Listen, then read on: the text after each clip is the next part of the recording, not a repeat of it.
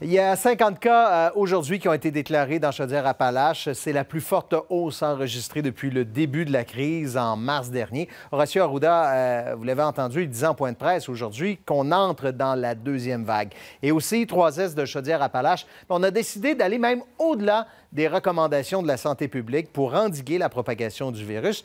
J'en parle avec Julie Lambert. Elle est l'adjointe à la direction des services professionnels au CI3S Chaudière-Appalaches. Madame Lambert, bonjour. Bonjour. Vous avez entendu le docteur Horacio Arruda qui disait on entre dans la deuxième vague. Chaudière-Appalaches est frappée de plein fouet. C'est tellement différent de la première vague. Qu'est-ce qui a été mis en place qui va chez vous au-delà des recommandations qui vient avec ce qu'on appelle maintenant la zone orange?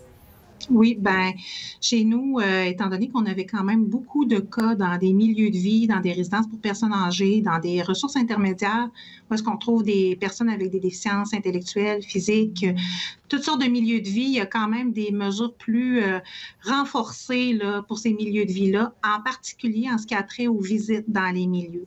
Chez nous, en Chaudière-Appalaches, là, on souhaite restreindre l'accès à ces milieux-là pour les visiteurs, pour rester au plus au niveau des gens pour lesquels une visite est essentielle ou pour des fins humanitaires ou pour les proches aidants. Qu'est-ce que vous souhaitez faire par cette mesure-là? Éviter d'amener la COVID d'un endroit infecté à un endroit qui ne l'est pas? Bien, c'est sûr que ça peut être un élément de prévention, mais c'est aussi pour éviter que des gens qui, malgré toute leur bonne volonté, pourraient introduire la maladie dans des milieux de vie où est-ce qu'on a des gens qui sont vulnérables. On le sait, la COVID, ça peut se transmettre avant même que les symptômes apparaissent. Donc, c'est très sournois. Les gens peuvent ne pas le savoir puis venir voir grand-maman.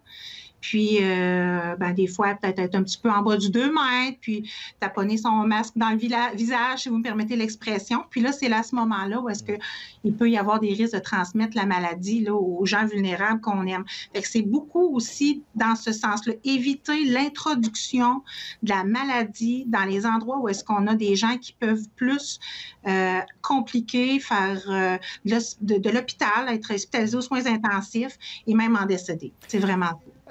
Il y a des cas où le CI3S doit arriver en renfort dans des résidences privées, par exemple. Est-ce qu'on a le personnel nécessaire pour assurer ce renfort-là, mais assurer également les services de base dans les autres institutions, dans les autres établissements? Donc, le CIS, oui, vient en renfort, déploie des aides de service, des préposés aux bénéficiaires, des infirmières pour venir donner un coup de main.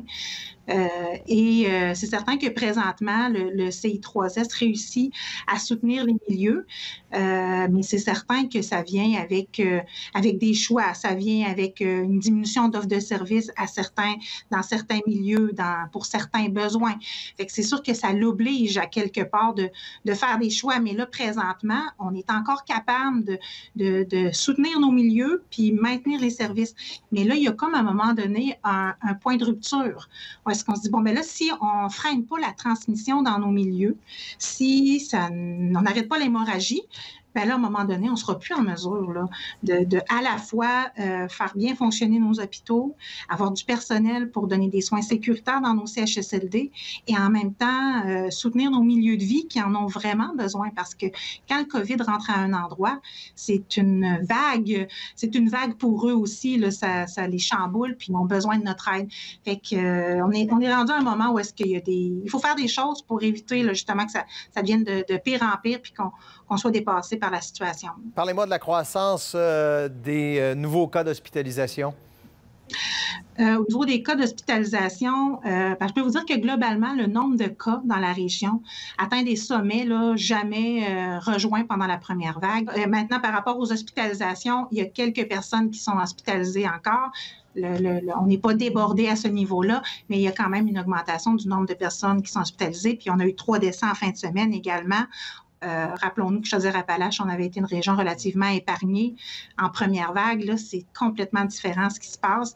On a beaucoup de milieux de vie qui sont atteints, plusieurs écoles, puis pas seulement dans un secteur de la région. Vraiment, il y en a dans le secteur des Appalaches, en Beauce, à Lévis.